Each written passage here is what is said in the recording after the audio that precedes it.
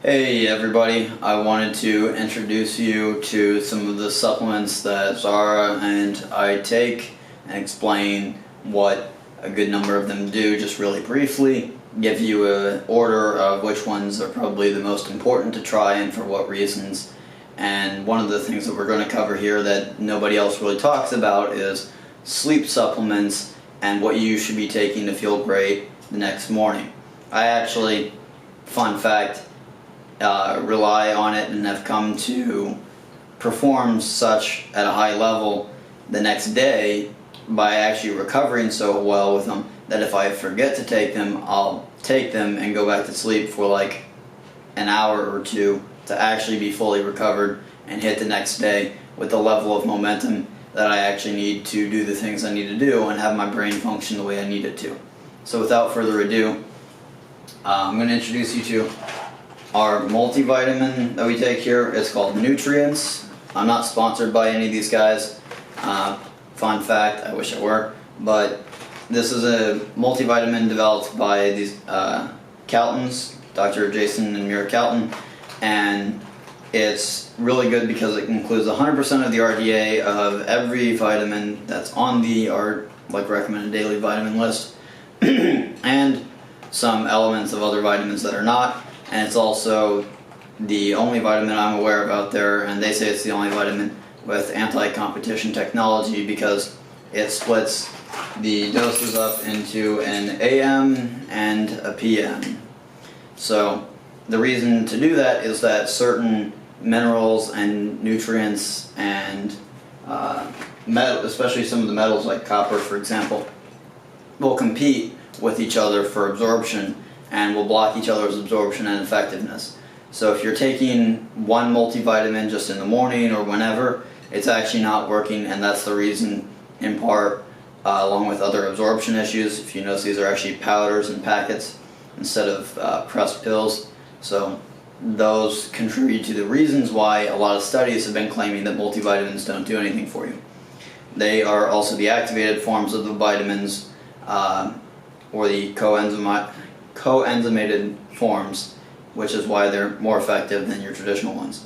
Fun fact, if you take a normal B vitamin supplement that is not the activated forms, it will turn your pee really yellow. That's how you know that's not effective, because it's actually just being processed straight through your kidneys and being flushed out pretty immediately. These are essentials. So these are number one if you're not taking anything right now. Moving up the list, let's go with general cognition. So these are the easier ones. I take alpha GPC. So this is alpha GPC, 99%. You can't probably see that.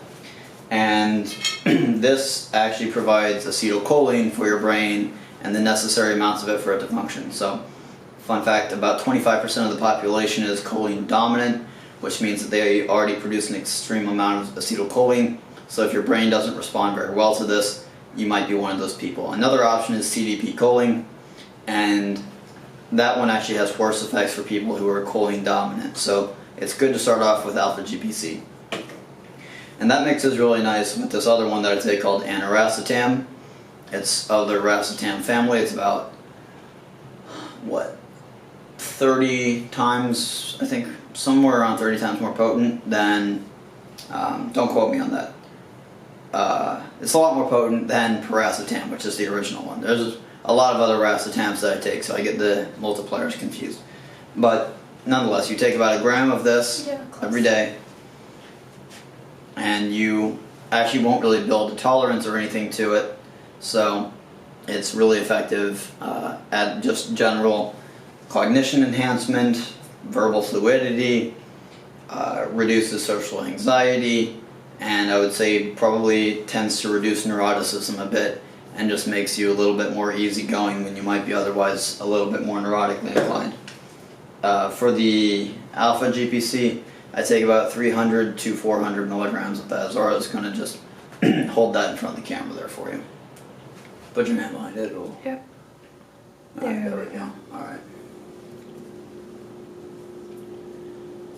Then the next really important one on the list for dailies is L-phenylalanine, so I'm just going to hold that up. I take also about a gram of that, a quarter teaspoon serving size. Alright. So, L-phenylalanine supports the dopamine, norepinephrine, and epinephrine production in the brain and supports the HPA axis and makes sure that everything within that is functioning correctly. And most people, particularly because they're stressed out or have other just issues, are not actually producing as much of that as they need to be. Remember, folks, humans were built to be efficient, not optimal, because optimal meant burning way more calories and doing the things that reduced your likelihood of surviving long term because you were burning more energy and being more high maintenance than the rest of the species, so you were less hardy. Alright, so on to a bit of a tangential one. This is a good one. These two are good ones to take together. It's Nupep and Uridine. So, if you, I really think we can probably just insert them in the Nupep.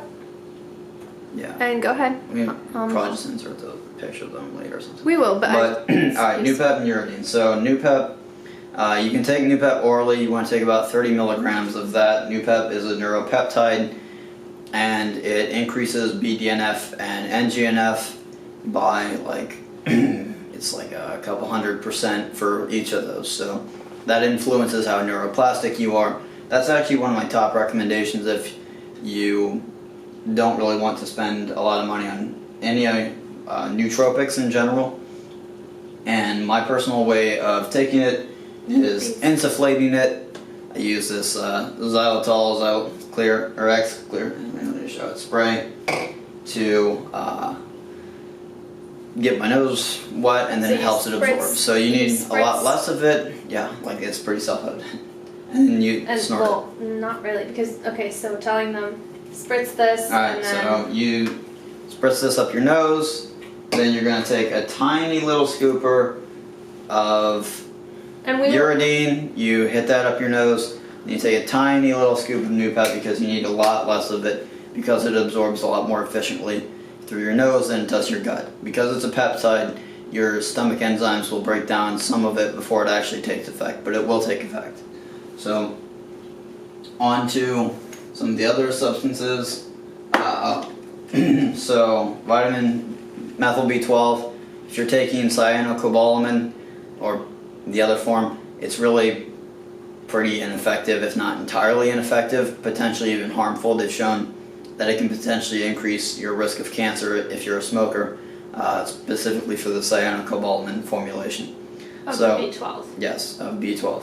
So I take 5,000. You probably do take B12. Check the kind of B12 that. Yeah. Well, if you take one, you probably take cyanocobalamin because methylcobalamin you pretty much have to buy separately, and it's more expensive. So I take 5,000 micrograms of that per day. That's 5 milligrams. That's 208,000% of the recommended daily value. Don't let that number scare you. Some of their numbers are pretty off, and this is really necessary for supporting methylation in your entire body. It supports healthy nerve and brain function and helps actually protect your nerves in your brain. So that's another top recommendation if you're just going to go with a few. So what else? Let's go with this one. So I also take coenzyme Q10. The company I go with here is Gero Formulas. It's the ubiquinol. Don't get ubiquinone. If you're an adult, then ubiquinone is virtually useless because your body doesn't readily absorb and process it the same way. So it's worth the extra money to go with the ubiquinol. It's about, I think, twice as expensive, but it actually works. So I take 100 milligrams of that per day. That's one capsule. And this supports and helps with energy production in your body. Coenzyme Q10 is one of the molecules that facilitates energy production within the mitochondria. Alright, what else do we have? Just for general cheap brain enhancement, I've got ginkgo biloba. Ginkgo enhances brain function and blood flow. That's one of the main things it's been found to be really effective for. It's been featured in a lot of different studies, and a lot of people have gotten decent results from it. So it's a good, cheap solution for something that seems to be decently effective. Let's see. What else? Okay. As far as daily multivitamins go, you need, let me say that again, need vitamin D3. So I take 5,000 IUs of this every day. You should be taking, it's 1,000 IU per 25 kilograms of body weight. Let me double check that, and we might edit that. It might be 2,500. But you need to be taking this because otherwise your body is not going to get enough of it. Most people do not eat nearly enough vitamin D in their diets, and they also don't usually get enough sun exposure for their skin to generate enough of it. So you also, in addition to taking this, need about 15 minutes of sun exposure minimally per week to activate it and sulfonate it so that it becomes active. Again, you need this stuff. This will help prevent seasonal affective disorder. What else we got here? Alright, we'll go with the really expensive stuff. This stuff is not cheap. It comes from Bulletproof. It's ADK. It's got vitamin A, D, and K in it. And it's got the actual dose of vitamin K, MK4 and MK7 that you actually need. It's got 1,500 micrograms of the MK4 and 300 micrograms of MK7. So vitamin K2 is used in the ossification of the bones. It helps actually, it's building bones. So if you have osteoporosis, oftentimes they don't actually tell you that you need K2, but K2 is essential for that, and you need quite a bit of it. So K2 also helps protect you from being able to overdose on vitamin D3. With enough K2, you pretty much can't take too much of it, because otherwise you can actually take a little bit too much D3. So it's got a lot. Here it says immune, heart, and bones, but it's really functional in a lot of different biological processes. Again, this stuff is really expensive, so maybe save this for a little bit down the road. What else? Okay. So another thing I take is chlorophyll. So I was going to show you that. I like this brand here. It's a good price. And I'll take about a dropper full of that every day. If you're going to take it, you want to mix it in with something, or get water in your mouth and drop it straight down and swallow it. Otherwise it'll stain your teeth, and it's pretty hard to get off even brushing it.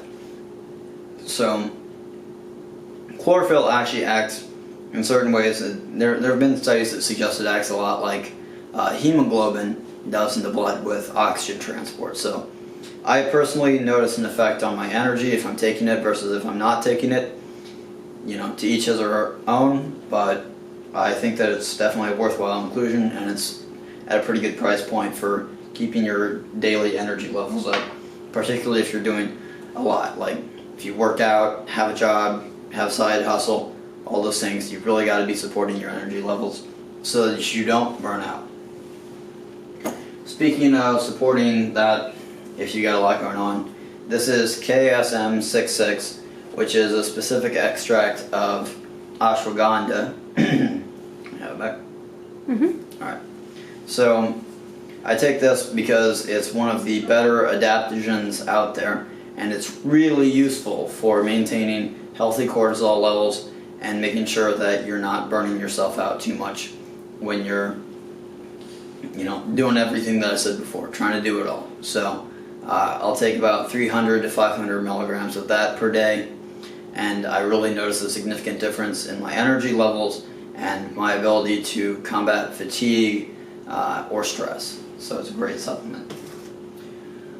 What else we got? We got a lot of stuff. So Alcar is going to be the next one, and vitamin C. So vitamin C, Alcar. So I take a gram of Alcar per day, and I take a gram of vitamin C per day.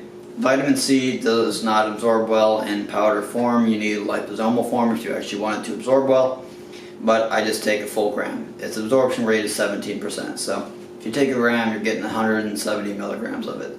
It's still way more than you're getting from eating fruit, and you really shouldn't be eating fruit anyways. So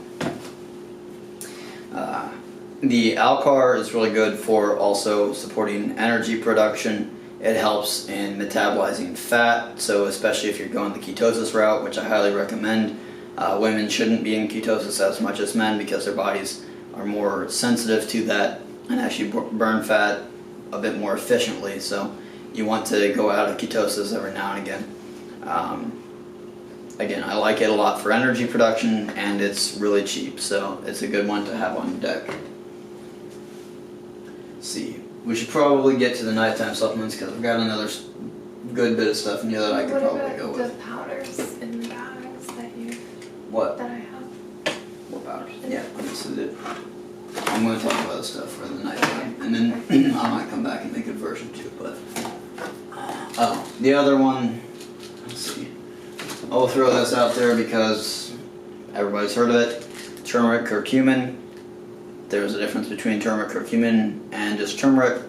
So you should be taking this with the extract that is standardized to contain 95% curcuminoids.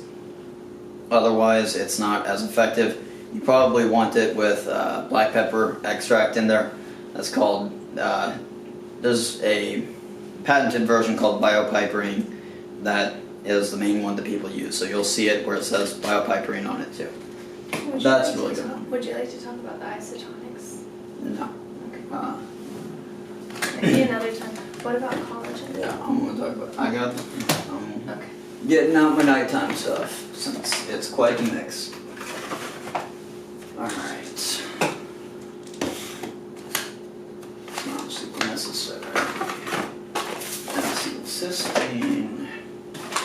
We got the Valerian. Alright, a little bit of melatonin here. Okay. Good deal. Alright, so you guys can't see it all, but I've got a lot of stuff here that we're going to go through. Alright, we have krill oil. Krill oil is way more effective than normal fish oil. It is way more effective than normal fish oil, so I recommend taking this. I notice an actual significant difference in my recovery when I sleep with it versus not with it. And you want to take this about 4 hours before you go to bed, ideally. So you're going to want to set an alarm to remind you to take this. The other thing that I do take, because I sometimes have a harder time falling asleep, is melatonin. Now, the key thing about melatonin is everybody overdoes it. I see supplements out there that are like 10 milligrams of melatonin. That's overkill and you're going to have a hard time getting up. Your brain doesn't even produce 10 milligrams of melatonin per night, so that's ridiculous. I take 1 milligram lozenge and I actually bite it in half, so I only have about a half milligram of it. That's really all the more that you need. So that's 500 micrograms. So notice also, like if you've done anything to where your heart's beating quickly before bed, I'll take some Gaba. Gaba is your general neurotransmitter inhibitor, so it will slow down your heart rate and slow everything down. It actually doesn't cross the blood-brain barrier, so it's only effective from the neck down. What is effective from the head up, though, is I will take Valerian Root, especially if I'm really having a difficult time going to sleep or just to get a deeper sleep, because it has been shown to, and if you take it, you'll know how effective it is at knocking you out and getting you some really deep, good slow wave sleep. I also take a little bit of L-theanine, also for the ones that I haven't mentioned the dosing on. We'll post the entire list of them. So I take L-theanine as well. I'll take about 100, I'll take like 50 milligrams in the morning if I'm feeling a little bit jittery from any stimulants or coffee or what have you that I might take.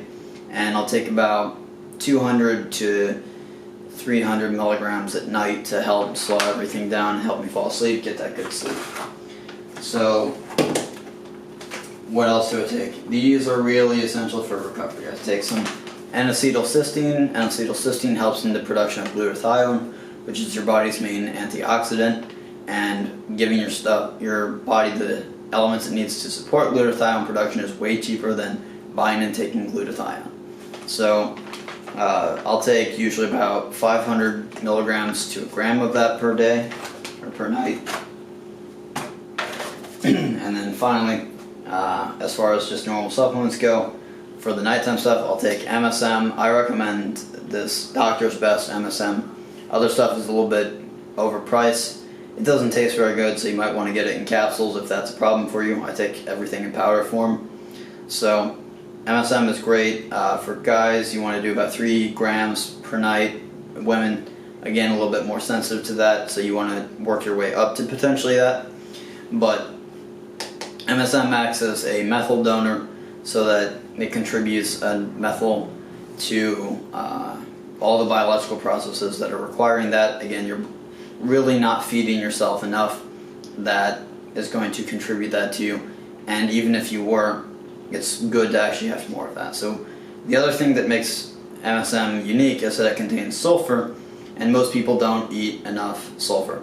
So there's about 2 ways you can get sulfur. Drink some San Pellegrino sparkling water, or you can eat a bunch of purple vegetables. There's not a lot else that you can really eat that contains much sulfur. So this is probably the best route to go for getting enough of that in your diet. Really effective for recovery. Really recommend it. So then the last thing I'll take is I'll top that all off with some collagen protein. And the collagen protein, I'll take about a half scoop of that. And that's to help give my body the proteins and peptides and everything it needs to recover at night while I'm sleeping. It's also really good because your gut will eat the collagen protein powder and produce butyrate. So if you're in ketosis, it will help you stay in ketosis because it's not actually carbs, and it's actually being processed by your body a lot like a fat is. So I've definitely got more stuff that I could talk about. I've been biohacking for 6 years, so I've got a long list of things that I've either taken or done to myself, but these are definitely the essentials that you want to start off with.